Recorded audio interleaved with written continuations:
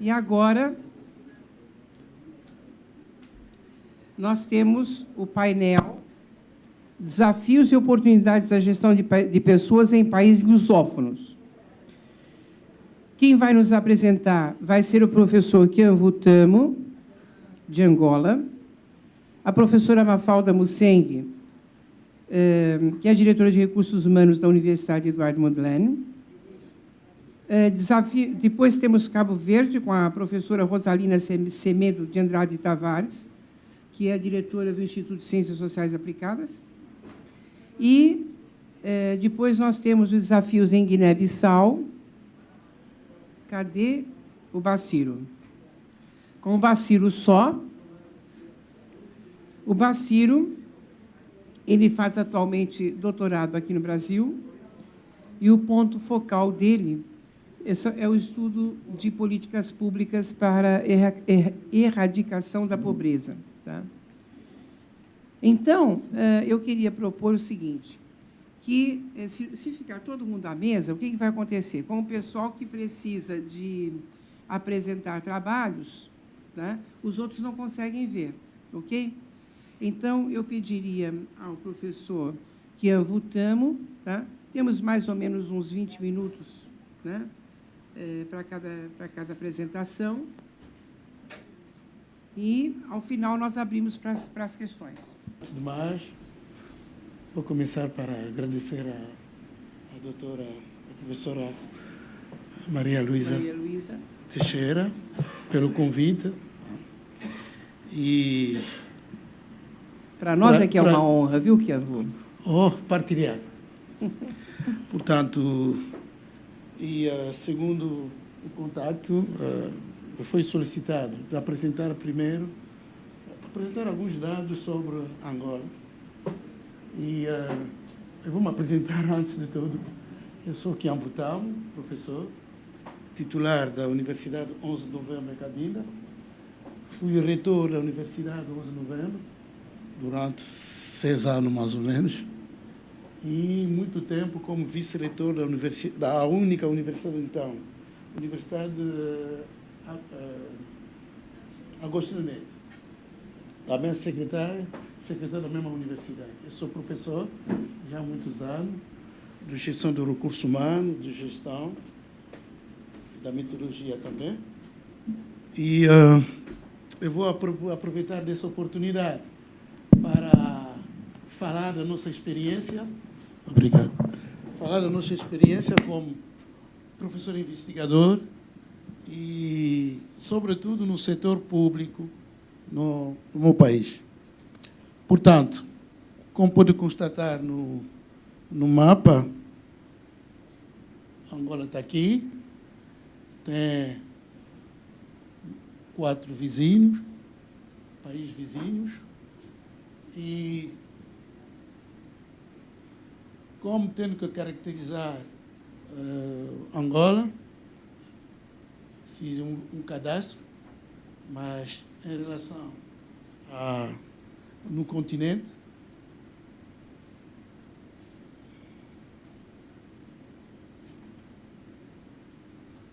em relação ao continente africano, e isso só para mostrar, e é um elemento que eu vou depois explicar no desenvolvimento que vai seguir.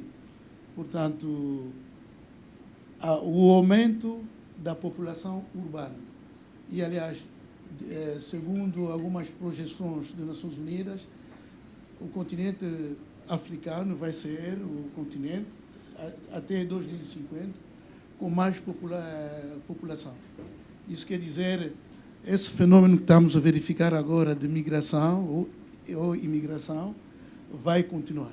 Se, entretanto, nós como gestor, nós como formador, não consigamos formar, preparar essa juventude para ficar no nosso continente. E anos 50, como pode constatar, e total de habitantes em África e população urbana. E outro mapa isso no caso de Angola, vamos ver que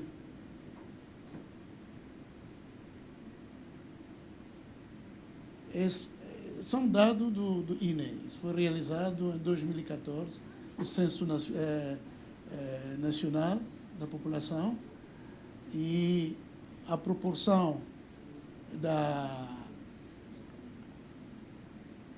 número de habitantes, 26 milhões, população urbana, cerca de 16 milhões, e por isso representa 62%.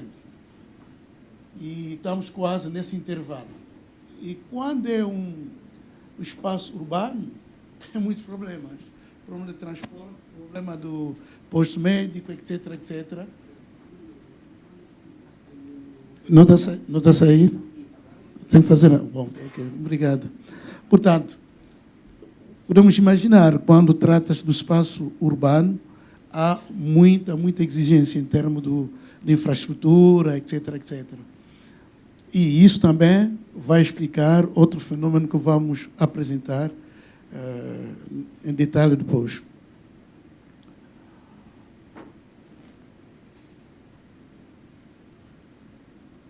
População residente desculpa, menos 15 ou mais perante o trabalho. Quer dizer, a população ativa, vamos dizer. Inatividade, vamos dizer desemprego, mas aqui desemprego também no nosso caso. Quando há desemprego, há outro fenômeno da informalidade. É um setor informal muito importante.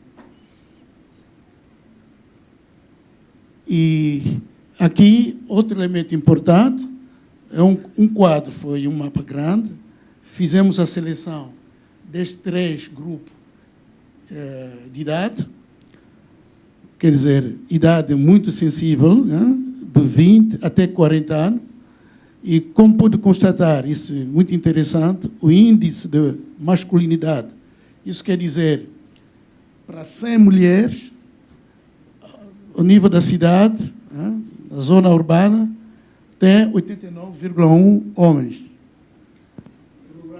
87,2 mulheres. Isso quer dizer que por verificar uma imigração, vamos dizer, uma migração da população masculina para a cidade. E isso também vamos explicar depois. Portanto, há mais mulher do que, e em termos sociais, isso vai exigir da mulher trabalhar duramente, como vi. Bom, esses elementos também interessantes em termos é um mapa publicado pelo Ministério do Ensino Superior, 2015, para ver a proporção dos cursos, vamos dizer, ciências exatas e ciências humanas e sociais. Em termos de graduado, desculpa. Em termos de graduados, há mais graduados nas ciências sociais e humanas. Bom, como costumamos dizer, para o desenvolvimento de um país, é menos com categoria sociológica do que com cálculo. Isso também é um déficit em termos de formação de quadros. E, aliás, estou a fazer essa referência para mostrar o espaço da mobilidade, porque nesse congresso vamos falar da mobilidade. Se devemos ter mobilidade no espaço lusófono, há áreas que estamos a indicar para o efeito. E aqui, em termos de docentes, fizemos de propósito referência a Cuba, porque, efetivamente, ultimamente, desde 2012, já desde a independência, mas desde 2012, no ensino superior, houve acordo entre o presidente de Angola e o Fidel Castro, e que mandou muitos docentes, sobretudo no ramo da saúde e na universidade para formar os angolanos. Mas, como pode constatar, em termos dos países digamos, lusófonos, em relação a Cuba, tirando, vamos dizer, o Portugal, e não há grande mobilidade. E, aliás, com certeza, isso podemos confirmar, são acordos, vamos dizer, individuais, contratação individuais. Enquanto com Cuba é institucional. Isso também é uma debilidade em termos de cooperação. E, portanto, vamos entrar no detalhe, explicar o nosso tema, o contexto da problemática.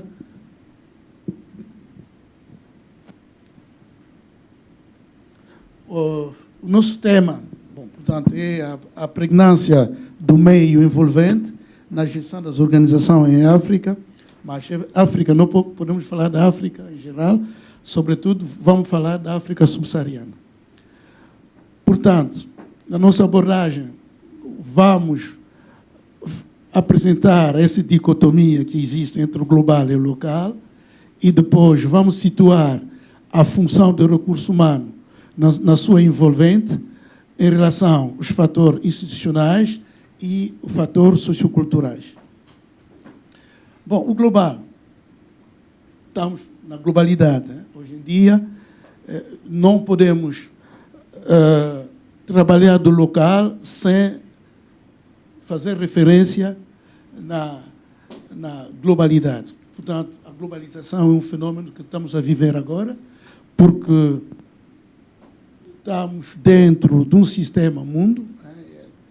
A definição de Wallerstein é o sistema mundo é uma vasta unidade socioespacial.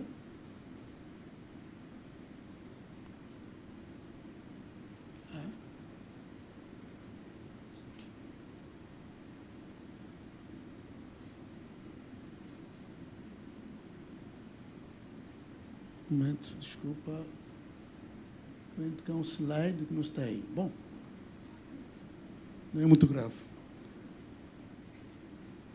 Está a faltar slides. Tem como voltar atrás? Não, um momento, não. Há um slide que está a faltar.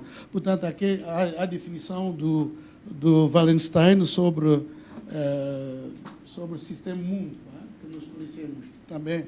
O Edgar Morin fez uma definição, portanto, é um espaço, espaço, e possuindo um grau variável mais certo de homeostasia, de relações complexas, ao mesmo tempo econômicas, políticas e culturais, entre uma multiplicidade de unidades diferentes, tribo, etnia, povo, cidade, Estado, reinos, etc., etc. E estamos a falar da globalidade, mas nessa globalidade há um elemento importante também, é a posição, a importância do mercado, porque estamos a viver nesse momento, digamos, uma dominação do modelo ocidental, né? Todos os países estão a trabalhar, e, aliás, com a influência das instituições do Bretton Woods, mesmo em termos de apoio, da assistência, da política econômica, sempre essas instituições apostam sobre o mercado do tipo liberal. E nós falamos do mercado divino, porque, efetivamente, o mercado hoje é o Deus. Estamos na universidade confessional, mas devemos considerar que, efetivamente, hoje, todos juram pelo mercado. E, em termos do comportamento localmente, e verificamos um mimetismo, estamos a copiar, e hoje o professor Albin falou do caso da Inglaterra, Alemanha, Inglaterra, e efetivamente esse fenômeno já no século XIX, hoje, continua, portanto, copiar. E, aliás, hoje na gestão das empresas fala-se de benchmarking, é o copiar. E isso que está a se verificar mesmo social e culturalmente. Portanto, a cópia. Mas estamos a copiar só para copiar. É o risco de perder a nossa alma. Portanto, esse mimetismo, como nós estamos a estigmatizar em relação ao mercado, o que se verifica no nosso continente, no meu país particularmente, é a proliferação da estrutura do shopping center. Shopping center, quer dizer, são os centros comerciais, e as praças, digamos, tradicionais estão a desaparecer.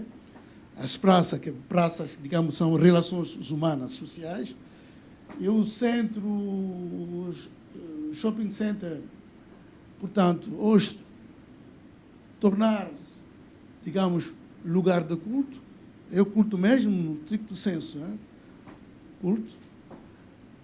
E quando vai, frequenta esse center, vai receber um cartão de fidelidade. É uma nova religião. E tem uma nova religião que se chama consumismo, hoje em dia. E estamos a consumir coisas sim, obrigado. Portanto, estamos a viver esse fenômeno. E vou dramatizar um bocado. Como é uma religião e que tem que ir solicitar, tem que ir nesse centro, solicitar os descontos, e, aliás, vai receber desconto, e tem que agradecer, isso parece como uma remissão do pecado. Porque não ter dinheiro é um pecado nesse momento. É o pior, infelizmente. Essa religião tem peregrinos. Os que estão a fugir para ir à Europa, até que, por exemplo, são mártires. Desculpa, é dramático, mas só estigmatizar esse fenômeno de liberalismo. Por essa razão, nós falamos no nível local da descolonização do imaginário. Porque, efetivamente, o que estamos a verificar é a globalização. Estamos a copiar, até que nós forjamos um conceito de globalização. Não sei se os brasileiros têm me entender. Globalização. TV globalização. Nós, angolanos, estamos a consumir as telenovelas. E estamos a reproduzir, vamos dizer, os comportamentos que nós observamos, digamos, nas telenovelas. E, aliás, esse fenômeno, como eu disse há pouco, mesmo na Europa, depois da Segunda Guerra Mundial, com a presença de GIs na Europa, no Japão, e as camisas, digamos, xadrez, gin, Coca-Cola, e nós também estamos a viver hoje a imitação. Agora, sim, podemos imitar o melhor, por que não? Mas tem que fazer cuidado para não perder a nossa alma. E eu vou falar do constrangimento sociocultural em termos de gestão do recurso humano nas organizações. Tenho 5 temas, eu vou citar algumas referências. 5 temas são espaço de atividade laboral, e aqui podemos fazer a alusão à distância hierárquica, no caso, por exemplo, do inquérito do Bollinger e Hofstede. E, no nosso caso, verificamos no setor público esse culto do chefe. Para tudo e para nada, quando alguém precisa do favor, vai chamar chefe. Chefe. Quando alguém te chama chefe, está à espera de um favor. Os chineses utilizam amigo. Bom, nós, chefe. E o chefe, falando do Maquiavel, efetivamente, há um risco. Quando não está mais na posição do chefe, vai ser queimado. Em termos de gestão, eu concordo, efetivamente, o chefe tem que saber distinguir o respeito do medo. Trabalham com colaboradores que têm respeito, não os que têm medo, porque uma vez vai perder a posição da chefia, vão queimar mesmo. O outro tema, sobre o processo organizativo do trabalho. Bom, esse exemplo já citamos numa obra nossa. É uma observação em Cabinda, porque tem uma empresa, Chevron, há um sistema de turno.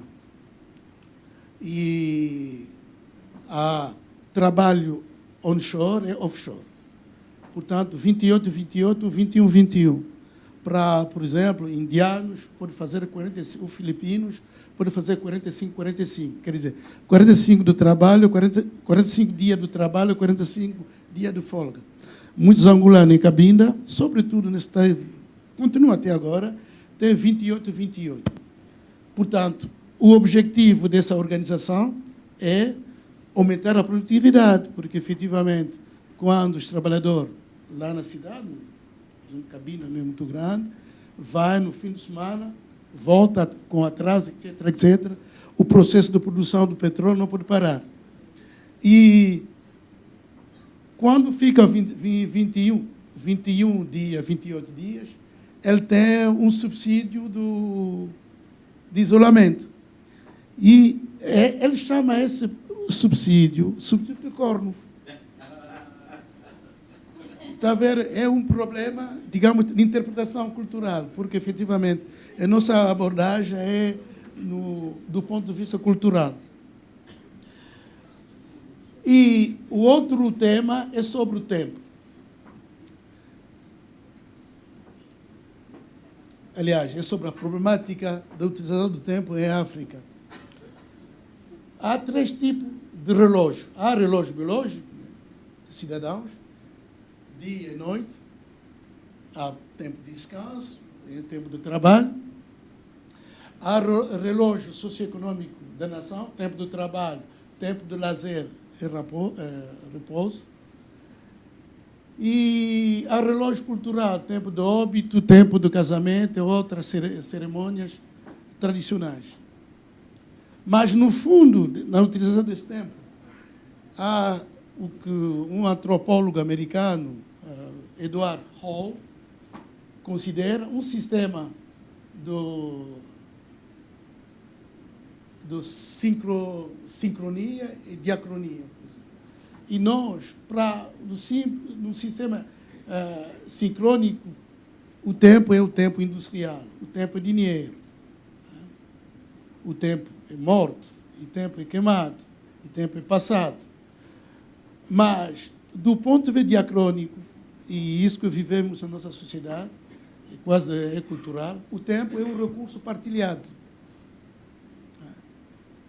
Tem que partilhar esse recurso. Por exemplo, o tempo do casamento. O casamento, nós, fim de semana, mobiliza recursos financeiros e é o tempo, energia. Portanto, tem que partilhar esse tempo. Não pode dizer que tem trabalho, está a ver, vai chocar com o trabalho, porque no sistema ocidental, vamos dizer, trabalho e trabalho. É uma pequena contradição, porque nós, a partilhar o recurso tempo, que o tempo é o dinheiro, ora, para gastar ou investir, vou utilizar a palavra de investimento, que seja no caso do óbito, que não seja no caso do casamento, é outra cerimônia, vão precisar de dinheiro, mas tem que trabalhar. É uma certa contradição. Vai se ausentar, pode sofrer desconto, não vai ter dinheiro para poder suportar essas despesas. Mas vamos ver outro mecanismo para superar esse constrangimento. Bom, aqui é um caso interessante, gestão de relações sociais no local de trabalho. É o caso, as mamás de Moanga Paulo. É um caso interessante, porque Moanga Paulo é um funcionário dedicado. Vamos dizer, é um líder quase na empresa. E apreciado de todos. Quando o colega tem dificuldade, é primeiro a ajudar o colega. Vai. E um dia, o Mwanga aparece no serviço, desfeito. Não pintou o cabelo, descalço, mal arrumado. E anunciaram o colega que morreu a mãe. Mwanga perdeu a mãe. Vamos ajudar. E passou a lista para fazer a cotização.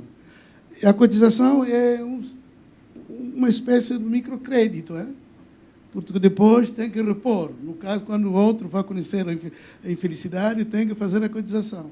Fizeram a cotização e a Mwanga ficou 4 dias. A lei do trabalho autoriza. E voltou depois. Passaram 6 meses. O mesmo Mwanga aparece também. Morreu a mãe. O que é isso? Alguns não querem acreditar, outros dizem, não, vamos ajudar. Passou a lista, fizeram a cotização e pronto. Foi durante 3, 4 dias e voltou. Retomou o serviço. 1 ano depois. Entretanto, tinha mudado o chefe de recursos humanos. Essa situação passa na província. O chefe de recursos humanos, vindo de Luanda, de capital, com outra visão das coisas, está a haver choque de cultura, não só o centro. Cada local é centro, é local, o centro, é periferia, o centro. Vai depender. E, portanto, esse diretor de recursos humanos foi informado pelos colegas da situação do Mwanga. E, dessa vez, ele próprio vai viver isso. Mwanga vai, 1 ano depois, dizer que morreu a mãe. Pronto. Protestou, disse, não, que é isso? Morreram 2 vezes, morreu 2 vezes mãe, agora mãe. Não. Mas, afinal, deixou. Mwanga foi, participou no funeral e voltou. Agora a pergunta. Que são as mamães do Mwanga? A primeira, problema da cultura. A primeira é a irmã mais nova da mãe. Nós chamamos mãe pequena. E mãe.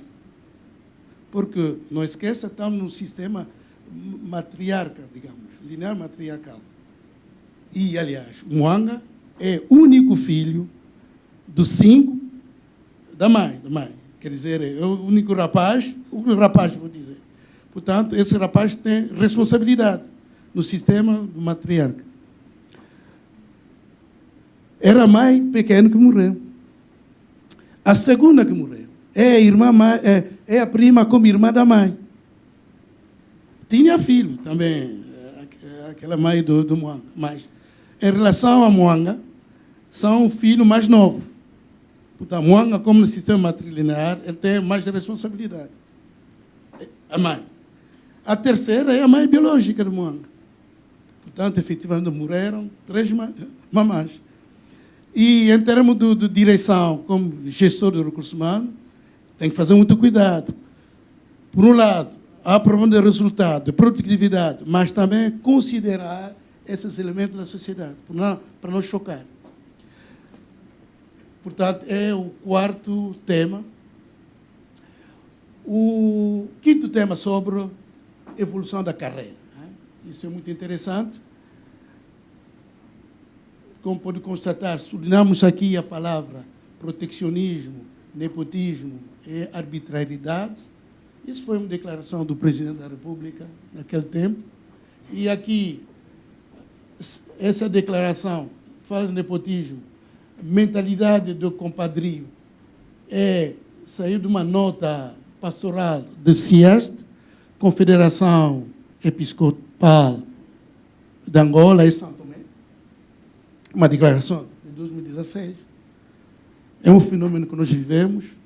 E, para terminar, eu vou citar um caso, até que está na nossa publicação, que nós chamamos de ética, dilema ético de educador-gestor ou sacrifício de Abraão.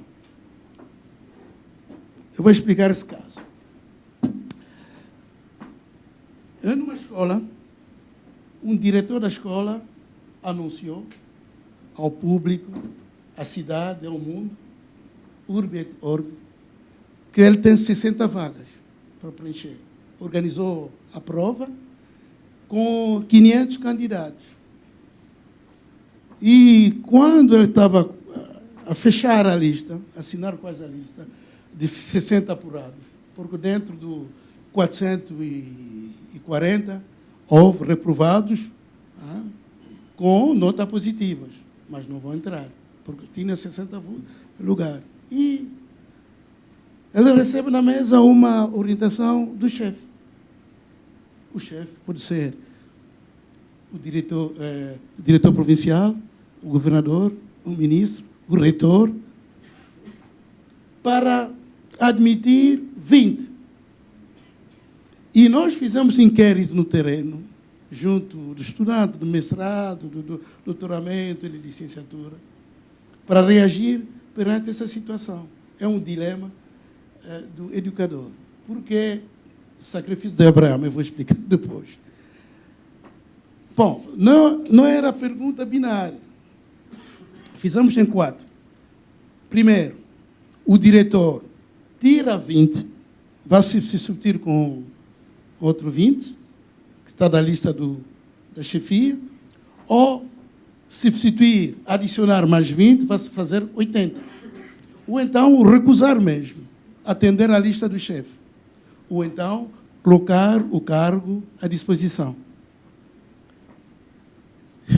Notamos muito a votar para tirar o 20 e substituir com outro 20.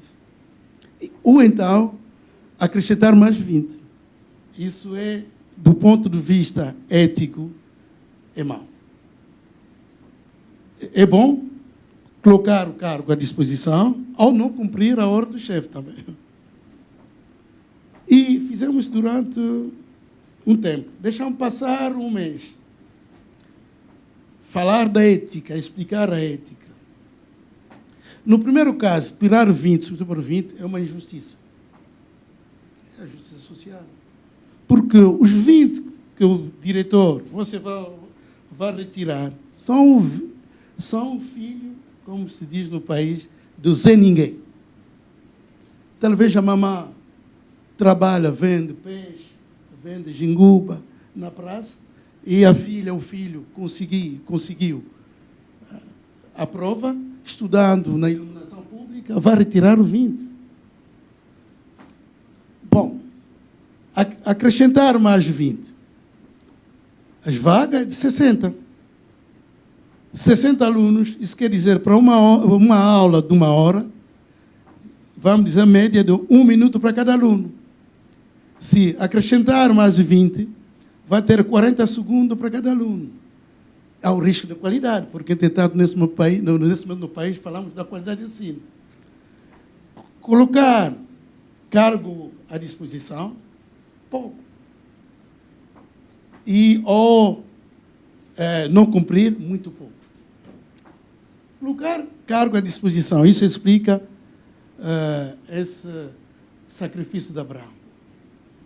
Durante o inquérito, aluno a dizer, olhando para mim, estou fazendo inquérito, ô doutor, colocar cargo à disposição é o pão dos filhos.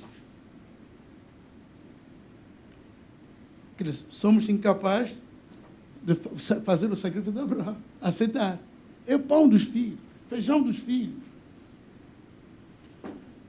Mas, depois de explicar, estou a terminar, obrigado. Fizemos outro inquérito. Houve uma certa evolução. Isso para mostrar a sensibilidade das pessoas. Quando explica. Porque o sacrifício de Abraão é o quê? É um material. Acompanhei hoje a intervenção na sala sobre valores sociais. E, aliás, valores sociais dependem da sociedade. Onde há uma primazia do material, como vimos, culto do material, quer dizer, quem tem valor social. E, efetivamente, eu estava a explicar, aqui, estava a andar, observar, essa viatura não está aqui no São Paulo, não vi. Hyundai. Bom, vou utilizar, por exemplo, o BMW. Um diretor foi nomeado, não esqueça, foi nomeado no quadro de um sistema que diz: uma mão lava a outra. Quem estava a lhe pedir para acrescentar mais 20? Talvez essa mão que ele colocou no lugar vai recusar. E ele que andava na altura, antes de ser diretor, andava a pé. Mas como foi nomeado, conseguiu, digamos, BMW ser 1. Com mais tempo, passou no série 2. Mais tempo, série 3. Agora, talvez, série 8, 9. Vai renunciar. Sacrifício de Abraão. Até que a dona Mimi, a esposa, não vai aceitar. Porque já, como estatuto social, porque tem, muda do telemóvel, né? Samsung 8, 10, 20, vai abandonar isso. Por quê? Para não atender o... Só para explicar a complexidade da gestão do recurso humano. Há muitos fenômenos que tem que considerar do ponto de vista da sociedade. Mas, costuma dizer aos alunos, tem que assumir sacrifício de Abraão. E assim o país vai mudar.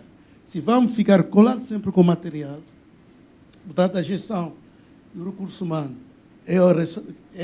aqui estou a insistir sobre a importância da ética. Quer dizer, a ética fica muito importante. É tudo, muito obrigado. É um prazer muito grande estar aqui. Eu já disse, tive a oportunidade de dizer à professora Maria Luísa que nós, como moçambicanos, sentimos muito honrados com este convite. Nós, como Universidade Eduardo Mondlane, também. Infelizmente, a diferença de fusos horários faz-me crer que não está quase ninguém neste momento já a ver, já é quase meia-noite, mas eu convidei-os e dei o link. E que, com todo prazer, os meus estudantes e os meus colegas gostariam de poder estar a assistir. Então, já vou começar a incitar esforços para vocês também irem para lá, não só os colegas portugueses, os cabo-verdianos, guinenses, assim como a Malu, obviamente, terá que estar lá em Moçambique, na Universidade Eduardo Mondlane, será uma honra e serão muito bem recebidos. Mas eu vou direto ao assunto que me traz aqui. Vou falar sobre os desafios e oportunidades da gestão de recursos humanos em Moçambique. Eu sou Mafalda Musseng, neste momento a exercer a função de diretora de recursos humanos da Universidade Eduardo Mondlane. A Universidade Eduardo Mondlane é uma universidade de maior reputação e mais antiga de Moçambique. Aí a minha apresentação terá basicamente esta estrutura. Vou falar rapidamente, porque em 20 minutos não dá para ir muito além, sobre a geografia e a população de Moçambique, os recursos existentes no país, os sistemas políticos por que passamos, o sistema de educação, a estrutura e alguns constrangimentos, algumas limitações que nós temos, os principais desafios e oportunidades na gestão de recursos humanos e, finalmente, as conclusões e recomendações. Moçambique é um país situado na África subsaariana, como muitos de vós sabeis. Somos cerca de 27 milhões de habitantes, dos quais 52% são mulheres e 48% homens. É quase ela por ela, mas ainda continua, o feminino continua a prevalecer. 2/3 da população de Moçambique vive na zona rural, portanto vive à base da agricultura familiar, e 1/3 na zona urbana. A população de Moçambique tem vindo a crescer e cresceu de forma vertiginosa. Em 1950, éramos cerca de 6 milhões e hoje, aqui a estatística está até 2014, mas hoje, em 2017, somos 27 milhões de habitantes, como viram no primeiro mapa, e a tendência de crescimento, segundo o mapa abaixo, é de que em 2040 seremos 48 milhões de moçambicanos. É uma população essencialmente jovem, como a pirâmide demonstra. Isso é uma oportunidade para Moçambique, não é? Portanto, dentro daquilo que é o tema que me é dado a apresentar. E 34% dessa população está na idade essencialmente produtiva e muito ativa. Portanto, isto afigura-se como uma oportunidade para o país. na gestão de recursos humanos. Temos diferentes recursos, temos uma vasta costa de cerca de 3.000 quilómetros de extensão, podemos fazer turismo ecológico, temos recursos minerais, temos a energia que vem da barragem de Cahora Bassa, que pelo menos era a segunda maior, não sei se já mudou, mas era a segunda maior da África, e agora descobrimos jazidas de gás, ficamos só atrás de Catar e da Austrália, em termos de gás natural, e somos a maior reserva de carvão de coque do mundo. Em Tete, falei com um professor que conheceu Tete, e, portanto, lá está a Vale do Rio Doce, agora é a Vale só, e, portanto, nós precisamos, um dos grandes desafios que temos na formação de recursos humanos é ter recursos capazes de levar a cabo a extração deste potencial todo que Moçambique tem, mas, paradoxalmente, a distribuição portanto, da força de trabalho e mais adiante eu irei demonstrar que no ensino superior, infelizmente, não estamos ainda a seguir no caminho que devemos seguir. Mas vou começar por falar na força de trabalho e distribuição por setor, conforme está visto. Primeiro, as organizações não governamentais abrangem 4% da população, a seguir o setor público, com 23%, o setor privado com 32% e a maioria da população empregada está no setor informal, portanto, no autoemprego. Assim como falava o professor que me antecedeu, Angola também tem a mesma situação.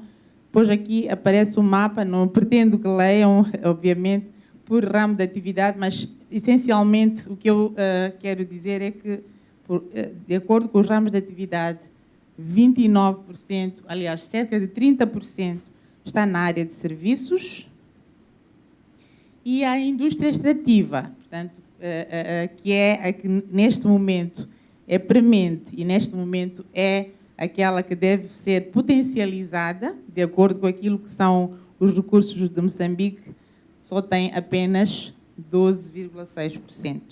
Então, este é um grande desafio na gestão de recursos humanos em Moçambique. Aqui estava eu a já começar a referir que na educação superior, as áreas essenciais, olhando para todo o país, estão voltadas para as letras, humanidades, educação e serviços. Destaquei a vermelho a engenharia, portanto, a engenharia e manufatura, que vão responder ou que deverão responder aquilo que é a demanda atual e aquilo que é o potencial maior de desenvolvimento de Moçambique, que é a energia, que são as minas, que tem apenas uma participação de 11%, ou seja, outro grande desafio para Moçambique. Temos aqui alguns dados que mostram também a situação da educação. Bom, vou começar por dizer que, ao longo do tempo, e no slide a seguir falarei melhor, ao longo do tempo houve sempre uma preocupação do governo em investir na educação. Após a independência, em 1975, tínhamos 90% da população moçambicana analfabeta. Hoje, temos cerca de 40%. Portanto, ali temos dados de 2015, mas hoje é cerca de 40%. Ainda é uma percentagem muito elevada para aquilo que nós pretendemos. Temos cerca de 13.000 escolas, portanto, instituições de ensino, das quais 52 são instituições de ensino superior, com 140.000 professores e uma população estudantil de cerca de 27% da população total de Moçambique, portanto, 7 milhões de estudantes. A participação no ensino superior é muito baixa, é muito ineficiente, muito baixa, apesar de haver uma procura muito grande pelo ensino superior ao longo de todo o país. Considerando a região austral, que já tem uma taxa baixa de 6%, Moçambique tem só uma participação de 0,7%. Portanto, há um desafio muito grande em investir de tal forma que tenhamos uma participação muito maior no ensino superior.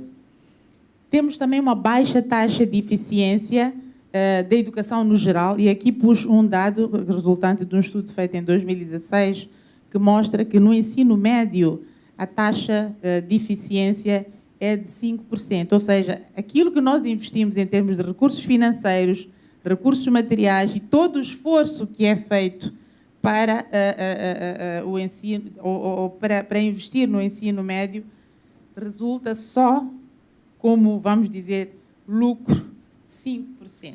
É muito baixo.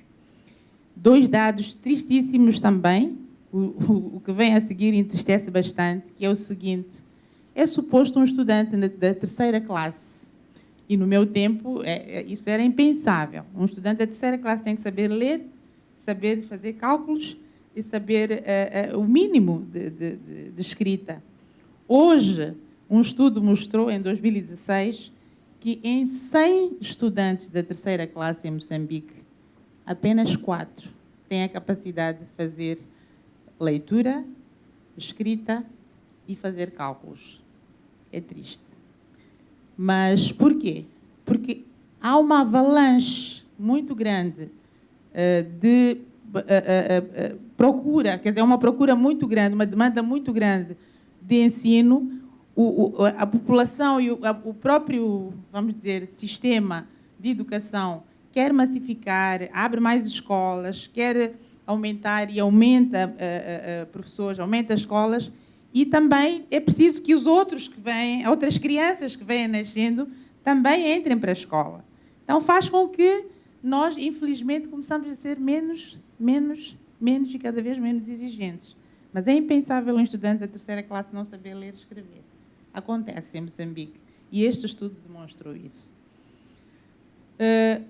Só um estudo feito por uma instituição não governamental, agora a propósito daquilo que é a preocupação e o potencial de desenvolvimento de Moçambique, a Unidade de Produção de Ideias fez um estudo atualíssimo para a indústria extrativa e mostrou que entre aquilo que nós temos, estou a falar no hoje, não estou a falar no potencial, nem nas jazidas, nem naquilo que vamos precisar como recursos humanos amanhã, em termos de reserva que temos no subsolo. Mas aquilo que temos hoje na indústria, que já podemos produzir, e aquilo que são os recursos humanos qualificados e capazes para trabalhar na indústria extrativa, só isto demonstra que há um gap de 23% entre necessidade de recursos humanos com competências e qualificações e aquilo que é a demanda atual para produzir aquilo que podemos produzir hoje. Portanto, isto é um grande desafio para Moçambique. Vou falar rapidamente no sistema político moçambicano. Desde a independência, em 1975, nós adotamos o marxismo-leninismo e o monopartidarismo.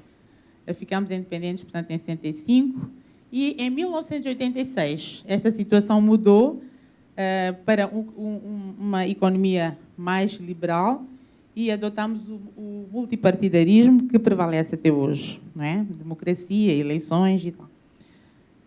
A minha tese aqui, que eu trago nesta pequena reflexão que faço sobre os desafios, é baseada na teoria do capital humano, que é defendida, julgo eu, pelo governo de Moçambique, por todos nós. Aliás, não há dúvidas que, para nós fazermos a mudança daquilo que é a situação atual e aquilo que será o futuro, ou deverá ser o futuro de Moçambique, sem dúvida que o maior investimento e a maior atenção deve ser dada ao homem, que deve ser competente, e ao homem que deve ser em quantidade suficiente para corresponder à demanda. Mas também falo depois um bocadinho sobre as competências, ou a teoria das competências. Então, a minha tese, essencialmente, é baseada na teoria do capital humano, realçando que ao longo de todo este período, desde a independência até esta parte, sempre todos os governos, todos os governantes, priorizaram a educação como um setor a investir. Temos uma célebre frase do nosso presidente saudoso, Samora Machel, o primeiro presidente depois de Moçambique independente, que dizia fazer da escola a base para o povo tomar o poder. Dentro desta frase, o que está impregnado é dizer: o homem tem que ser educado, sem educação não tem poder e não consegue fazer nada. Então, é preciso investir na educação. Então, indo para a teoria, os clássicos que eu trago aqui são Schultz, Sakharopoulos e Patrinos, que defendem que o investimento em educação tem impacto tanto no indivíduo como na organização e na sociedade. É facto, e admitindo que sim, que é verdade, e eles demonstram por vários estudos, aliás, na minha tese de doutoramento eu falo vastamente sobre isto, volto-me para a África para dizer que este investimento é ainda mais expressivo, quer dizer, o resultado deste investimento é ainda mais expressivo em Moçambique, na África subsaariana. E apresento aqui algumas percentagens. No ensino primário, o retorno é de cerca de 38%, no ensino secundário, o retorno é de cerca de 25%, e no ensino superior, cerca de 28%. Depois, como já sinalizei também anteriormente, é preciso que nós tenhamos a preocupação de pôr o homem certo no lugar certo, com a competência adequada para fazer aquilo que é suposto fazer e responder adequadamente aquilo que são os seus termos de referência, aquilo que é a expectativa da sua organização e de Moçambique em geral. Então, aqui trago o professor Dutra, que estuda muito sobre competências, meu mestre, amanhã presumo que estará aqui. Dutra, Fleury e Ruas também fizeram uma coletânea de artigos com base em trabalhos que falam sobre conceitos, instrumentos baseados em experiências que eles e outros pesquisadores fizeram, tanto para basear a teoria que defende e que está, não é, como base, vamos dizer, como pilar daquilo que eu trago para apresentar a vocês. Mas temos situações em Moçambique, questões estruturantes preocupantes. Nós temos uma legislação bastante abrangente que fala sobre a educação em Moçambique. Temos instituições de ensino, instituições de tutela, mas e temos, portanto, um pacote invejável em termos de legislação. Também, por outro lado, sabemos que o governo sempre priorizou a educação, como já referi anteriormente, como um setor prioritário, e demonstra isso quando faz a distribuição do orçamento, dedica 6%, parece pouco, mas não é, relativamente aos outros, se compararmos com outras áreas de investimento, que são várias, 6% do PNB é bastante. Além disso, tem a preocupação também da qualidade do ensino, e por isso criou o Conselho Nacional de Avaliação da Qualidade Académica, que é o CNAC, e o Observatório do Trabalho, que, para além de questões sobre qualidade de vida, sobre a forma como o trabalhador se sente, sobre a motivação, observa outras coisas também relacionadas com os trabalhadores. Mas, por outro lado, há uma grande volatilidade, tanto na legislação como na estrutura orgânica das instituições. Vou dar só, assim, rapidamente um exemplo. Nós temos a tendência de confundir Estado, instituições e governo. As instituições são permanentes, devem permanecer, devem ter uma estrutura orgânica estável, embora os governantes e as pessoas passem, mas as instituições ficam. O que acontece em Moçambique não é isto, é que aparece um novo presidente, um novo ministro de Educação, e entende que agora o ensino superior já não é tutelado pelo Ministério da Educação, agora vai para o Ministério da Ciência e Tecnologia. Agora a cultura já não é cultura e desporto, agora é... Então andamos nisto. Só para dar um exemplo, olhem, dessa instabilidade, que eu chamo instabilidade governativa institucional, não instabilidade governamental, governativa institucional. Em 10 anos tivemos 5 ministros de Educação, e ele já passou de Ministério de Educação para Ministério de Educação e Desenvolvimento, e por aí vai. Isto tem implicações não só nas instituições, né, que ficam instáveis, mas, essencialmente, nos nossos parceiros de cooperação, estou mesmo a finalizar, nos nossos parceiros de cooperação e no próprio indivíduo, que não se sente seguro. Hoje está no Ministério da Educação, amanhã o seu departamento passa para o Ministério da Ciência e Tecnologia e por aí vai. E a motivação dele, e a carreira, a continuidade, como é que fica isto? Então, é preciso pensar nisto.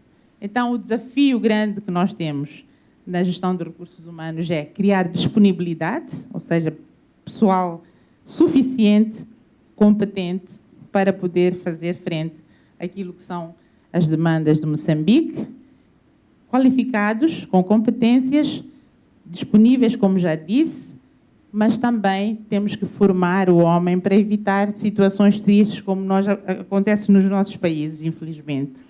Aqui no Brasil, em Portugal, em vários outros países, que é ser ético, ser transparente, saber estar, saber entregar um trabalho com qualidade, com transparência. Então, este é um desafio que nós temos, em tanto que gestores de recursos humanos. Para concluir, o que eu digo é que, diante de uma situação destas que eu já apresentei, de Moçambique, temos que ver, primeiro, o binómio qualidade e quantidade. Aumentar a quantidade, mas com qualidade. É um desafio grande que nós temos a enfrentar. Temos que ter um sistema educativo mais eficaz. As instituições empregadoras têm que falar mais com as instituições que formam os recursos humanos, de tal forma que, quando sai, né, o profissional saia de acordo com aquilo que é o desejo dele, daquilo que é a técnica que pretende que ele domine. Além da estabilidade governativa, que eu já falei anteriormente, que é preciso haver uma comunicação também entre as instituições para que tenhamos um sistema educativo uno e estável.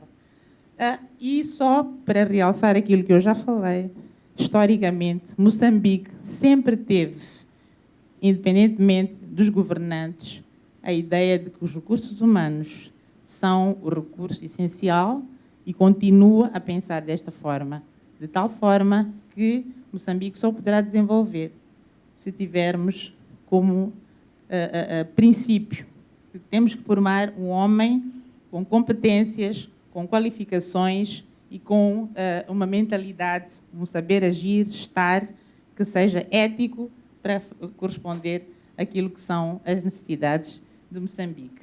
Estas são as referências que eu utilizei, só pontuo as principais, portanto, alguns estudos feitos por colegas, alguns relatórios da ONU e da Unesco. E então, aqui, Malu, presumo que dentro do meu tempo, eu finalizo a minha apresentação. Muito obrigada pela vossa atenção. Malu, muitíssimo obrigada pelo convite de poder estar nesse espaço discutindo com os países que fazem parte dessa lusofonia uma questão tão importante para nós, que é o comportamento organizacional e gestão desse nosso espaço. Eu acho que é quase um consenso que recursos humanos e gestão de pessoas hoje é a condição sine qua non para nós podermos nos manter competitivos no nosso ambiente, no nosso espaço, e que os nossos países se desenvolvam a contento. Então, eu vou falar um pouquinho dos desafios e oportunidades, os desafios e as oportunidades de gestão em Cabo Verde. Eu vou trazer um pouquinho a localização de Cabo Verde, a contextualização, porque eu entendo que, para nós pensarmos aqui um pouco o que vem a ser o desafio de gestão de pessoas para Cabo Verde, nós precisamos contextualizar Cabo Verde sobre algumas dimensões. A dimensão política, a dimensão da parte da educação e da saúde, que eu entendo que são pilares importantíssimos, e, a partir daí, apontar quais são os nossos desafios e as nossas oportunidades. Então, Cabo Verde é um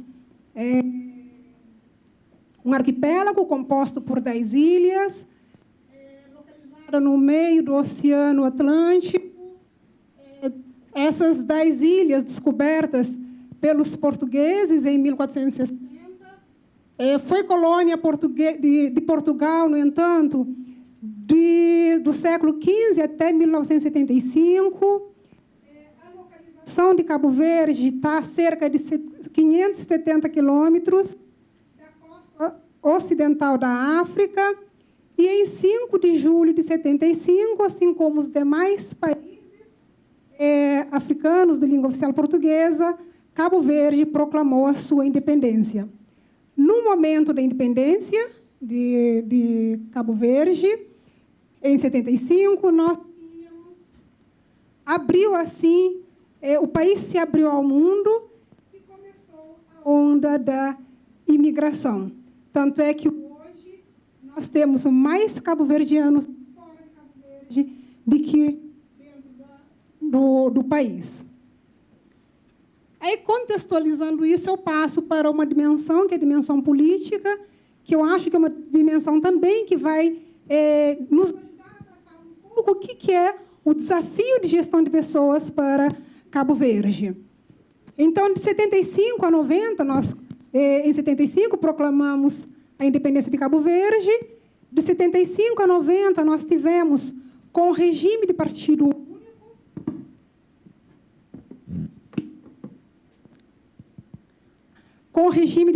único, até então, de 75 até 80, nós tínhamos um partido único que era tanto para Guiné como Cabo Verde. A partir de 80, deu a cisão, a divisão político entre Guiné e Cabo Verde. Então, Cabo Verde constituiu o seu próprio partido. E, em 1990, nós demos, acho que como todos os outros países, uma abertura para o mundo e com a entrada da democracia. Com isso, de 90 a 2000, nós tivemos um partido, que é o Partido pela Democracia, Partido Popular da Democracia, aliás, Movimento para a Democracia, que durou 10 anos no governo. E, em 2000, com uma nova eleição, nós tivemos a volta do nosso Partido Africano da Independência de Cabo Verde, que durou no governo durante 15 anos. Então, entrou em 2000, e agora, em 2015, com as eleições, o partido, que é o Movimento para a Democracia, voltou a ganhar as eleições, tanto a nível das autarquias, que aqui são os municípios, como em termos da própria presidência da República e do primeiro-ministro. Então, nós percebemos que, dentro dessa trajetória política, percebemos aí a alternância política. Temos os 2 grandes partidos em Cabo Verde. Então, o poder se dá entre esses 2 grandes partidos. O nosso primeiro partido, que é o Partido Africano de Independência para Cabo Verde, e o MPD, que é o nosso partido, o Movimento para a Democracia. Então, no contexto político, nós estamos caracterizados dessa forma. E nós, desde 75 até os dias atuais, existe toda uma preocupação com a organização administrativa de Cabo Verde, das 10 ilhas. E hoje nós temos uma distribuição da população e numa organização administrativa, Cabo Verde se compõe de 22 conselhos, ou então 22 autarquias, ou então 22 municípios nas 10 ilhas. Em termos de educação, nós Também temos uma trajetória que nos orgulha bastante. Moçambique também deixou isso claro. A preocupação de todos os governos de investir nas pessoas. E Cabo Verde tem um motivo, acho que mais que necessário para levantar essa bandeira. Cabo Verde é um país insular, um país pobre, desprovido de todos os recursos. Então, o nosso único recurso são as pessoas. E isso, eu analisando toda a trajetória, desde a independência até hoje, eu consigo ver a preocupação de todos os nossos governos com o investimento em educação. Nós temos a taxa de alfabetismo que hoje ronda os 67%, então é uma taxa precisa, é claro que nós precisamos almejar os 100%, mas tem evoluído. Como eu apontei inicialmente, nós fomos descobertos em 1460, até 75, então nós ficamos 515 anos como colônia, e nesse período dos 515 anos, Cabo Verde não tinha nenhuma universidade. A partir de 75, Cabo Verde, com a sua independência, começou a celebrar alguns convênios, parcerias de cooperação técnica, que permitiu com que cabo-verdianos saíssem para a formação a nível superior. Com vários países, Brasil, por exemplo, através do PEC-G, que é o Programa de Estudante Convênio Graduação, e PEC-PG, que é o Programa de Estudante Convênio para Pós-Graduação, entre outros convênios. Com Cuba também, que foi um grande parceiro na formação, e até hoje na formação dos nossos cabo-verdianos. Países da Europa, destacadamente Portugal, ex-União Soviética, Estados Unidos da América, Alemanha, e hoje, inclusive, com a China. Nós temos convênios que permitem com que cabo-verdianos e cabo-verdianas saiam para a formação. Mas, antes disso, em resposta mesmo das grandes necessidades de Cabo Verde, em 79, por exemplo, já houve uma mobilização e com a criação da Escola Nacional de Formação para Docentes de Ensino Secundário. Em 94, foi criado o Instituto Superior de Educação para a Formação de Professores Qualificados. E, em resposta a alguns problemas graves da erosão do solo, foi criado também, em 92, o Instituto Nacional de Investigação e Desenvolvimento Agrário e um Instituto Superior de Engenharia e Ciências do Mar para capacitar quadros nacionais que melhor pudessem fazer frente à posição geoestratégica do país. E, a partir de 2004, então, nós criamos a nossa universidade pública, que até hoje permanece como sendo única. Então, nós temos hoje a única universidade pública, que é a Universidade de Cabo Verde, e temos algumas outras, hoje temos mais ou menos 10 outras universidades privadas. Em termos de saúde, eu trago esse quadro aqui para ver o quanto, porque isso também é uma dimensão que eu entendo que vai nos ajudar a delinear quais os nossos desafios para a gestão de pessoas. Então, nós temos um quadro aqui que mostra claramente a deficiência em termos de profissionais da saúde, tanto dos médicos como dos enfermeiros e dos auxiliares, ou seja, da formação do quadro para a saúde. Nós temos, numa população esse quadro é de 2013, aliás, nós temos aí 308 médicos no país nessa época. Hoje devemos ter um pouco mais.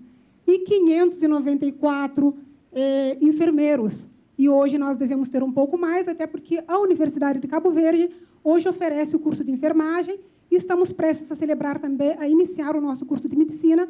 Isso vai ajudar bastante, mas isso reflete o quanto que nós temos de desafio em termos de saúde e que é uma base importante para o desenvolvimento e o crescimento de um país.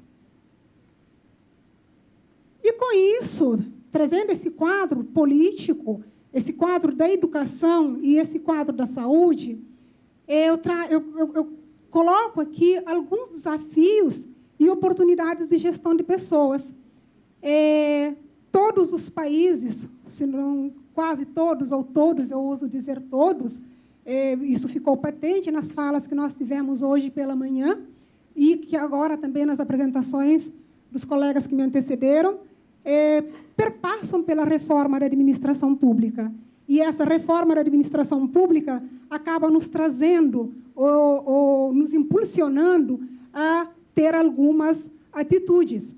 Entre essas atitudes, o esforço dos governos para combaterem algumas práticas, como do patrimonialismo, do clientelismo, do nepotismo, da burocracia que deixa a nossa administração muito pesada e nós precisamos de celeridade e a caminhar para uma prática cada vez mais gerencialista. Então, me parece que isso tem sido um desafio de todos os países, perseguindo sempre a eficiência, a eficácia, a efetividade das ações dentro da administração pública. A questão da ética que o colega de Angola colocou aqui. Então, que as nossas práticas, as nossas ações sejam pautadas pela ética, pela transparência e, principalmente, pelo que norteia a administração pública, pelos princípios da administração e da administração pública também. A questão política acaba norteando os desafios que se impõem. O Estado, ele não pode ser mais o maior empregador, também isso é a realidade, e é uma realidade também para Cabo Verde. O país precisa crescer e desenvolver, e nós já entendemos que o Estado ele não pode ter mais esse compromisso, até porque ele não consegue dar contas. Então, com isso, ele tem que repensar, diante desse novo desafio, de nós termos que ter um Estado que não precisa ser mais interventor. Então, nós temos algumas ações desenvolvidas em Cabo Verde. De 75 a 90, por exemplo, que nós tínhamos uma concepção do Estado e um regime, um sistema político que estava bem assentos ideologicamente e politicamente no paradigma do Estado forte, daquele Estado interventivo e agente essencial na promoção e dinamização do desenvolvimento econômico, social e cultural, precisou ser revisto. E, após 1990, nós temos, em Cabo Verde, um novo sistema e regime político que foi instaurado, assente também numa nova concepção, a concepção do Estado mínimo necessário para as atividades de regulação, promoção de atividades econômicas e a redistribuição da riqueza social produzida. Então, a partir dos anos 90, até hoje, nós temos, por exemplo, várias ações de governos sucessivos, como, por exemplo, o orçamento do Estado, anualmente, que acaba restringindo verba para a contratação de novos servidores públicos. Nós temos o programa de abandono voluntário, que é aqui o programa de demissão voluntária, o programa de reforma antecipada, a terceirização de um conjunto de atividades, principalmente atividades meio, isso a gente percebe na administração pública, a mudança do sistema político ocorrida nesses anos, a partir dos anos 90, aliás, avança muito para a descentralização e a liberação econômica, e nesse inteirinho a gente percebe, por exemplo, a privatização de grandes setores, o setor de telecomunicações, o setor de energia e alguns outros setores. Porque até 1990, nós tínhamos em Cabo Verde o Estado como o maior empregador. E quando se percebeu que nós precisamos de outras alternativas, que o Estado não daria conta, então nós temos algumas dessas ações desenvolvidas.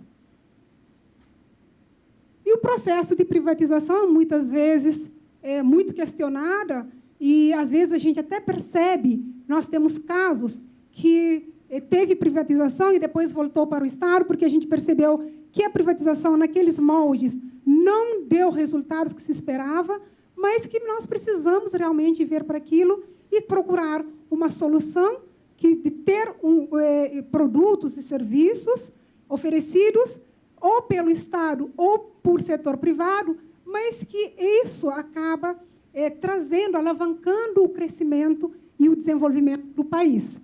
Então, nós também já experimentamos isso, tanto é que hoje eu não tenho os dados atuais aqui de como que está a divisão entre o público e o privado, mas a gente percebe que o Estado hoje ele não é mais o maior empregador, que nós temos o setor privado se desenvolvendo bastante, se qualificando e contribuindo para esse crescimento, esse desenvolvimento do país. Nós somos um país pobre, como eu disse inicialmente, mas temos os nossos potenciais. Nós temos um potencial, por exemplo, para o turismo. Mas o Estado ele não se mostrou capaz de alavancar esse perfil, de alavancar essa nossa oportunidade. E o setor privado está iniciando os seus trabalhos, e eu acredito que nisso entra um dos grandes desafios de recursos humanos, de termos recursos humanos, de termos pessoas capacitadas para alavancar essa nossa oportunidade, que é de desenvolver o turismo. Então, quais os desafios e quais as oportunidades para Cabo Verde em termos de gestão de recursos humanos? Sendo Cabo Verde um país insular, desprovido de recursos naturais, as pessoas se constituem como o seu maior tesouro. E um dos grandes desafios acaba se tornando a gestão dessas pessoas para a construção de uma economia competitiva e inovadora, sustentável do ponto de vista social, econômico e ambiental, que tenhamos também planos de carreira, tanto no setor público como no setor privado, que privilegia a progressão, a promoção, com base na produtividade, não só com base no tempo de serviço, a profissionalização na administração, tanto na administração pública como na administração privada, privilegiando o mérito para o ingresso, e a permanência, a progressão e a promoção, e não o que o colega apresentou aqui para nós, que é aquela velha questão do apadrinhamento. Então, eu estou num cargo, aquele cargo que eu costumo dizer, o cargo existe, as pessoas ocupam os cargos. Quando você estava apresentando para a gente o exemplo, eu fiquei pensando, mas como ter medo de perder um cargo? Como ter medo de desocupar um cargo, deixar para outra pessoa ocupar? Até que ponto a sua ética profissional e a sua dignidade humana deve estar acima de qualquer cargo? Porque o trabalho, a gente precisa trabalhar para pagar as nossas contas. Mas eu não acredito que cargo, eu preciso até ser antiético para poder estar num cargo. Então, eu acho que são reflexões, né, que vai depender de pessoas para pessoas. Isso eu penso, mas talvez nem todo mundo pensa. Às vezes, vale tudo para estar num cargo. Então, eu vou fazer desse cargo meu mesmo. E eu acho que nós, como educadores, nós temos essa missão. Eu gostei bastante da fala do vice-reitor pela manhã, que no ambiente político que a gente vive, às vezes a gente acaba tendo medo, a gente acaba sendo omisso, mas não é para ser omisso. Então, nós estamos num momento muito frágil, num momento que a corrupção parece ser assim a regra. Então, E como formar os nossos profissionais? Que base dar a esses nossos profissionais? Porque, às vezes, é reflexo, nós como formadores, às vezes vendo uma corrupção que já tomou conta do país. E qual o nosso papel nisso? Será que nós não somos culpados nisso? Será que em sala de aula, o que a gente está passando? Quem a gente está formando? Então, às vezes, eu gostei bastante da reflexão dele trazer aqui para nós, porque também nós temos a nossa responsabilidade na formação dos nossos alunos e das nossas alunas. E, para finalizar aqui, eu acredito que também um grande desafio seja que nós tenhamos estados, que nós tenhamos governos que tenham a capacidade de desenhar e implementar políticas que promovam o desenvolvimento humano, social e econômico, que possamos adotar políticas e práticas de gestão de pessoas, que pensem os processos de gestão de pessoas como um todo, e não só pensar na admissão das pessoas para as nossas instituições, mas que contribuição que essas pessoas devem dar para a nossa instituição como um todo. Então, pensar desde a admissão até programas de qualidade de vida no trabalho, do bem-estar do indivíduo, entre outros.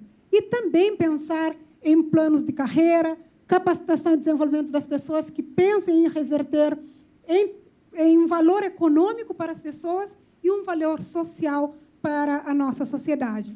Então, acredito que são alguns dos desafios que nós temos em Cabo Verde, perante o quadro que nós temos hoje e perante a nossa própria restrição de nós não termos recursos naturais, de termos recursos humanos e que precisamos investir da melhor forma possível nesses recursos humanos para um desenvolvimento e um crescimento do país. Então, era isso que eu queria compartilhar com vocês. Muitíssimo obrigada.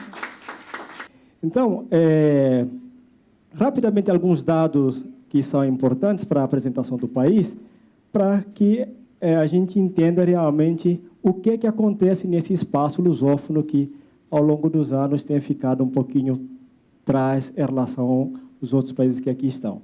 Nós somos um país pequeno, com uma população estimada de 1.600.000 habitantes. Tá? Desse grupo, temos mais de 30 grupos étnicos diferentes, com diversidade religiosa também.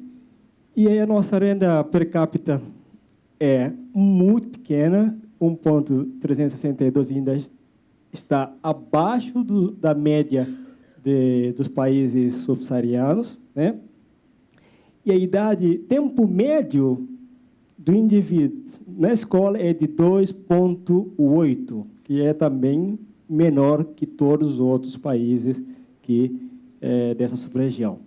Em termos de expectativa de vida, o indivíduo hoje, se nasce em Guiné, se vive lá, ele tem máximo de expectativa de vida de 55 anos de idade. Então, que é um número assim assustador, muito preocupante. Em termos de IDH, estamos também nos últimos números se comparado ao resto do mundo, com o 178º no número total de 188. Então, nós estamos em situação bem complicada.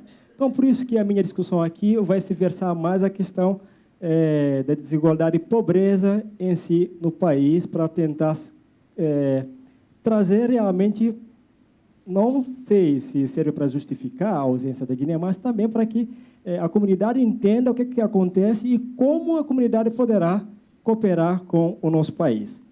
Veja, um histórico político do país que ajuda para a gente entender um pouquinho mais, como as minhas colegas que antes eram a Rogelina e a Mafalda, a Guiné também, todas as colônias portuguesas começaram o processo da independência a partir de 1970. Então, nós somos o primeiro país das colônias portuguesas que se tornaram independentes. Incrível que pareça, em 73, e hoje a situação é totalmente diferente com os demais. O que aconteceu? Então, isso que vamos tentar entender um pouquinho. Guiné, a partir desse momento, em 73, com a independência, o partido, como Rosalina mencionou, o PSC, governou o país, mas encontrou-se um país totalmente destruído pela guerra que Guiné conheceu, diferente do Cabo Verde, 12 anos, mas também não tinha pessoas capazes, com formação acadêmica mínima, para tocar o Estado.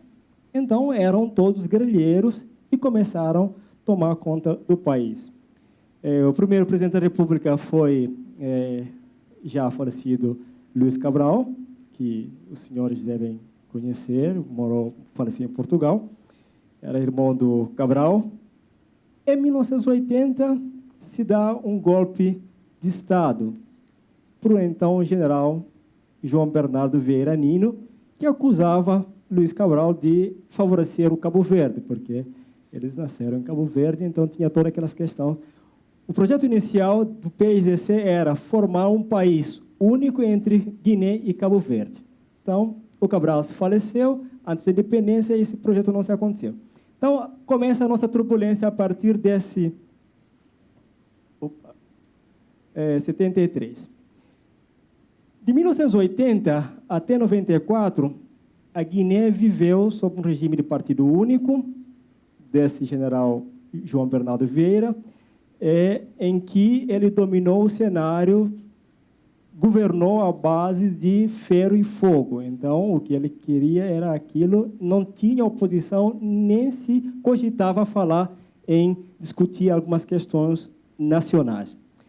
Então, isso fez com que, em 1994, a partir da década de 90, com a pressão da comunidade internacional, um país como a Guiné depende muito dos recursos externos, então, de um certo modo, ele precisa de ouvir um pouquinho a pressão internacional. Então, o que aconteceu? A pressão subiu, ele foi obrigado a abrir o processo democrático no país, e aí nós tivemos as nossas primeiras eleições multipartidárias em 94. E aí foram, digamos, multipartidárias, porque tivemos mais partidos, mas ele ganhou com uma maioria e o partido dele também no Congresso. Bom, e qual foi a consequência disso? Em 97, Guiné estava muito se afastando da comunidade lusófona. O Nino Vieira estava muito alinhado com a comunidade francófona. Tá? Então, já em 97, a Guiné já estava dentro da comunidade UEMOA, que é da sub-região africana lá, que são países e ex-colônia francesa que criou um mercado único com uma moeda única. Então, nós já éramos sócios, membros, passamos a incorporar a mesma moeda e acabou com a nossa moeda que tínhamos, que era o peso. O país vivia um descontentamento muito grande, porque essas eleições de 94 não refletiam a vontade popular. Até que, em 7 de junho, aconteceu o pior, que um dos fiéis generais que estava sempre ao lado dele, que se sentiu ameaçado e chamou um grupo de outros soldados, decidiram enfrentá-lo. Nisso desencadeou uma guerra civil que a Guiné viveu em 1998, a partir de 7 de junho, que culminaria quase um ano depois com a deposição do presidente Nino. Então, nesse momento, Guiné começou a viver de novo um período de transição. E esse período de transição foi realizado novas eleições, e essas eleições foram ganhas, primeira vez por um partido que não é de luta, como se diz lá, um partido civil, que é o PRS do Cumbaialá, que não era um militar nem um ex-combatente. Era um guineense, estudado, formado em Portugal, inclusive. Então, nasceu muita esperança, muita expectativa com o Cumbaialá. O Cumba assumiu o poder em 2000, ficou 3 anos, golpe. Ou seja, ele saiu da lista e seguiu. No 2012, um outro golpe. Nesse espaço aqui, nós vamos entender o que aconteceu aqui. Veja. Tudo aqui de baixo sinaliza que são tentativas de golpe de Estado que ocorreram no país. Tá? toda vez que isso acontece, significa que nós temos morte, destituição do governo formal e um recomeço. Tá? Isso vem andando até aqui. Como resultado da independência nossa até a presente data, Guiné já teve 5 presidentes eleitos, seja no sistema democrático ou no sistema do Congresso, na época que fazia pelo Partido Único. Nenhum dos 5 chegou a cumprir o seu mandato. E tivemos 5 outros presidentes em transição, isso sem contar com a questão dos ministros. A Mafalda está... Fiquei com vontade de falar, Mafalda, você está querendo tirar uma comigo, né? Ao dizer que o Ministério da Educação teve 10 ministros no espaço de 10 anos ou 5 anos. Então, Guiné, você troca ministro a cada meia hora. Então, é uma instabilidade muito grande. Ok? Veja. Então, qual é a implicação dessa mudança? Segundo os estudos, veja bem, toda vez que tem instabilidade política, isso reflete diretamente no crescimento econômico do país. Tá? Esse gráfico nos apresenta isso. Toda vez, esses aqui são os golpes que concretizados, essas são tentativas de golpe, essa aqui é a linha de crescimento econômico do país. Então, tem uma inflação, uma relação direta. Eu trouxe aqui um dado para a gente comparar com os PALOPs que estão aqui. Veja bem, o que é que isso está mostrando em relação ao PIB per capita? Aqui, Guiné, primeiro país independente de todos, olha onde nós estamos. Tá? Cabo Verde andou, Moçambique está em alta, realmente, isso vai acontecer. Uma coisa explica isso pelo que os colegas acabaram de dizer aqui. Tiveram um pouquinho mais de estabilidade e investiram muito na educação. Guiné, nós, até 2003, criou-se a primeira universidade e essa universidade está fechada. Hoje temos 2 universidades estrangeiras que estão funcionando lá, uma é lusófona, de Lisboa, e a outra é aquela rede Jean Piaget, são as únicas que estão em Guiné. Então, veja os desafios. Se comparar a Guiné-Bissau com os países, digamos, que estão na cauda de desenvolvimento, ainda assim a gente percebe o quanto a nossa situação é crítica. Esses dados, sinceramente, eu gostaria de discutir isso com os meus conterrâneos, direto, porque é realmente... Mas como aqui vamos ter que colocar dedo na ferida, é importante que todos saibamos em que estamos. Veja, em termos de IDH, nós estamos últimos aqui na lista. Tempo médio de escola também é inferior comparado aos outros países da África subsaariana. Uma outra comparação que eu trago aqui é Guiné-Bissau versus os países da sub-região africana, CDAO e a UEMOA. Veja, em termos de luta pela diminuição da pobreza no mundo, no continente africano em particular, houve alguns avanços, mesmo que sejam tímidos, mas Guiné, a situação piorou. Veja aqui, de 2001 a 2003, pobreza era isso, aumentou. Ao nível do EMOA, que são a nossa União Monetária, diminuiu, e ao nível da África subsaariana, diminuiu. A Guiné, nós ainda temos esse problema muito difícil. Aqui fica mais visível como é que é o processo até 2013, segundo os dados das Nações Unidas, FMI. Essa é a realidade que nós temos. Bom, isso tem causado reflexos diretos em termos de desenvolvimento humano na vida das populações. Muita pobreza, tanto na zona urbana como na zona rural. Tá? Principalmente com 20% em Bissau, que é a capital, onde tem uma boa parte da população do país. Veja, e qual é o contexto que se caracteriza digamos, o mercado de trabalho em Guiné? Assim, eu pensei, o que eu falaria de desafios de gestão? A primeira questão que nós temos, mais crítica, é que nós precisamos de emprego. O país não tem emprego, o único empregador que tem é o Estado totalmente falido, inchado, ele é o principal responsável que puxa a balança para baixo. O nosso PIB ele consome quase todo, sabe onde? Não na educação nem na saúde, na defesa e segurança, ok? Porque são formas que, pelo histórico que o país vem, desde a independência e as guerras que nós tivemos dentro do país, então inflamou o número de militares e paramilitares que precisam ser remunerados de certa forma, e o governo não tem recursos. Então, hoje nós temos 80%, tá, de jovens de 15 a 35 anos estão desempregados. É um número assim que dá para você sentar e chorar, mas nós temos que encarar isso. Como resolver isso? Veja,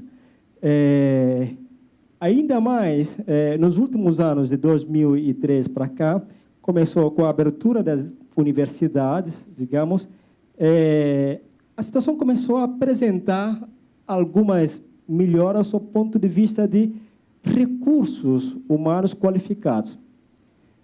Eu abro um parênteses aqui para agradecer muito ao Brasil por me dar a oportunidade de ter a formação que eu tenho hoje. Eu e a Rosalina, nós fizemos todo o nosso percurso acadêmico aqui, de graduação, mestrado e doutorado, a Mafalda com mestrado e doutorado. Mas, veja bem, o que acontece hoje em Guiné?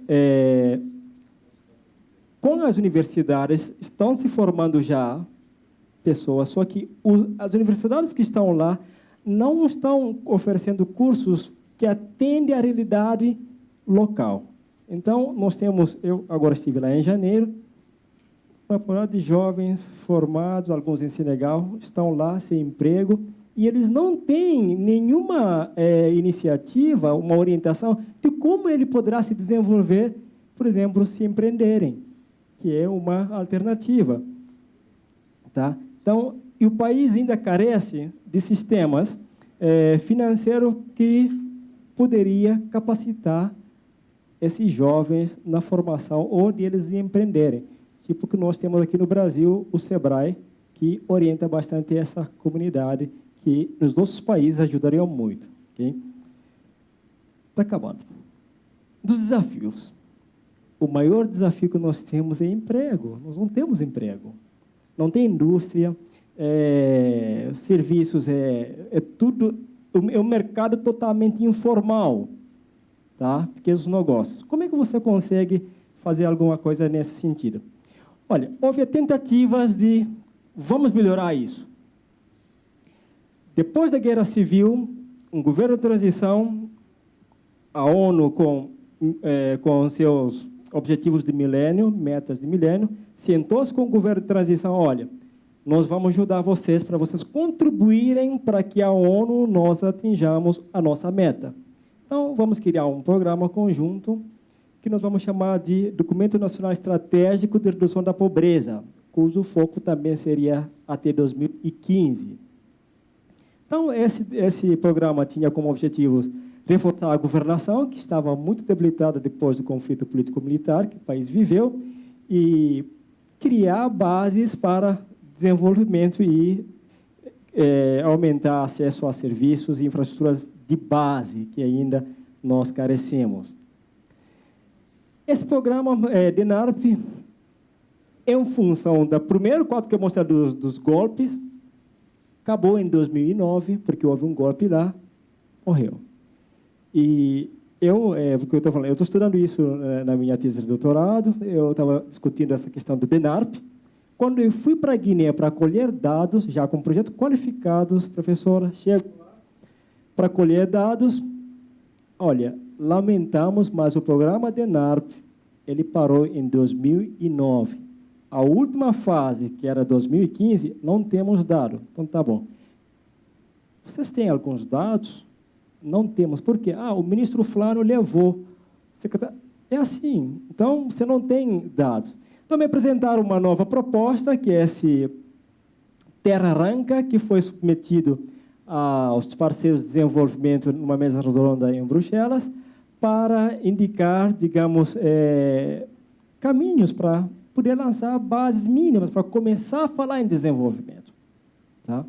porque ainda temos uma taxa muito grande de pobreza e falta de infraestruturas de base no país. Então, esse programa está constituído por 6 grandes eixos, e esses eixos são, a implementação seria um programa longitudinal de 10 anos, 2015 a 2025. Veja, dentro do programa, eu trouxe aqui, que talvez que está mais relacionado à nossa discussão aqui, que é o eixo desenvolvimento humano, que está dentro do programa DENARV, que está trabalhando com foco em 4 áreas principais, né? Que é educação e emprego, saúde, proteção social, cultura, juventude e esportes. Só nesse programa ele tem um orçamento de mais de 15 milhões de dólares para próximos 10 anos. Agora, a questão é, isso vai resolver ou está acontecendo? A mesa redonda aconteceu em março de 2014. Assim que começou a aparecer primeiros sinais dos recursos para implementação, houve uma ruptura entre o presidente da República e então o primeiro-ministro, que foi destituído, ok? E faz mais de um ano que o nosso parlamento não funciona. Então, esse programa aqui, alguma verba foi liberada e a outra não está vindo, porque do orçamento geral do programa, 80% desse programa é assegurado pelos parceiros de desenvolvimento. Tá? Em Guiné, o Estado não tem recursos para portar isso. Como vocês viram, é um Estado que tem um sistema financeiro frágil, não tem imposto, essa é a parte boa da coisa, é 11% só que ele cobra de imposto, mas, em contrapartida, ele não tem praticamente nada. Tá? Então, esse é um grande desafio. Bom, aqui, para fechar a minha comunicação, eu apresento aqui algumas boas novas, nem tudo é tragédia, né? Digamos. Isso aqui é resultado da minha dissertação de mestrado, sob orientação da professora Cris Alimonge. Na época, a gente estudou as políticas e práticas de gestão de pessoas em Guiné. A ideia era estudar dentro do setor privado, mas, como eu disse, é tudo informal. Então, é muito difícil, governo muito frágil, e a gente acabou estudando as ONGs, porque as ONGs elas têm uma atuação mais forte. Por quê? A ONU, por meio do PNUD e FMI, eles têm recursos que estão destinados para os países em desenvolvimento, mas se os governos são muito instáveis, ele tem aquele recurso, ele não retorna, mas ele chama uma ONG e confia o recurso para a implementação. Então, nós estudamos isso junto às ONGs. As políticas e práticas que nós estudamos, portanto, o azul aqui, a legenda, são os dados que nós puxamos da literatura. Tá? E o que emergiu do campo são esses aqui em azul, né, preto. Os desafios de gestão que nós encontramos na dissertação ainda estão ligados à questão de flexibilidade, de definição clara de qual rumo de gestão realmente eu tenho que adotar para fazer a coisa acontecer. E alguns sinais começaram a surgir sob o ponto de vista de pessoas para fazer as coisas. Aqui, a mão de obra. Com as universidades, hoje já se pede uma pessoa com formação superior. Tá? Eu lembro na minha época, quando eu fiz o 12º ano, aquilo era uma festa que era para pouquíssimas pessoas, entende? Então, isso faz há pouco tempo, não é muito tempo assim.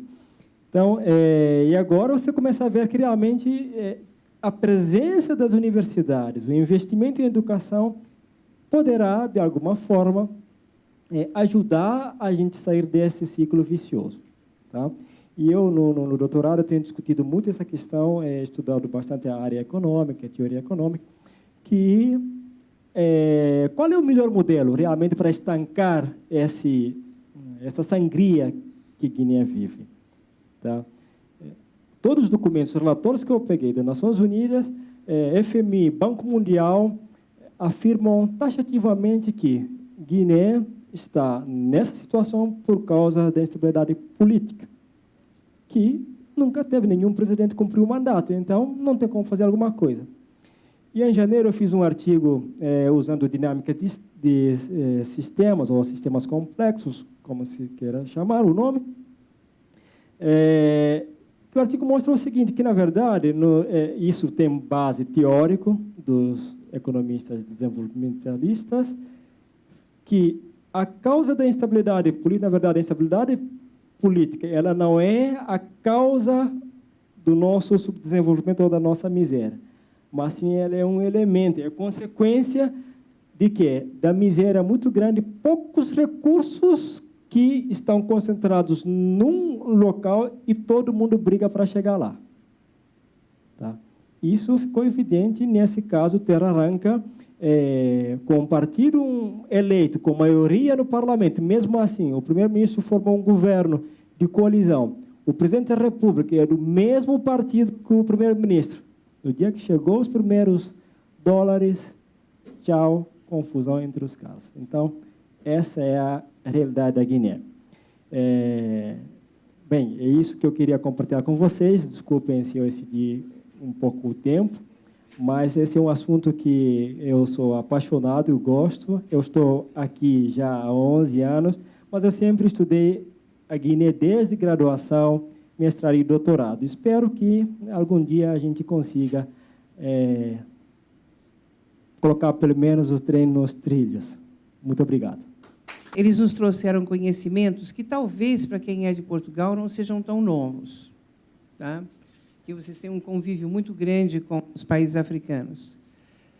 Mas para nós, daqui do Brasil, são novos, muito novos. Foi muito rica a participação. Agradecemos em nome de todos, né, a participação de vocês.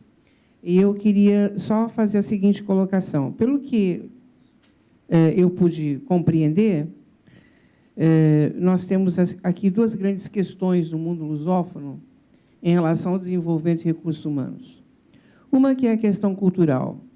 Tá? Por exemplo, quando o Kiavu Tamo apresentou Angola, que ele apresentou quanto por cento da mão de obra é mão de obra feminina, se nós olharmos ali, lembrarmos do quadro, roda mais ou menos em torno de 15%. Mas, quando nós comparamos os números das pessoas que são formadas no nível superior, né, 5.855 mulheres e 6.540 homens, ou seja, 44% das pessoas formadas em nível superior são mulheres. E a minha primeira pergunta foi: o governo está colocando dinheiro, como é que fica isto? Ou seja, essas mulheres, há um dinheiro investido em mulheres, e essas mulheres não vão para o mercado de trabalho. Tá? Talvez vocês perguntem, bom, então a Malu está pensando que não temos mais que investir nas mulheres. Vamos deixar as mulheres em casa? Tá?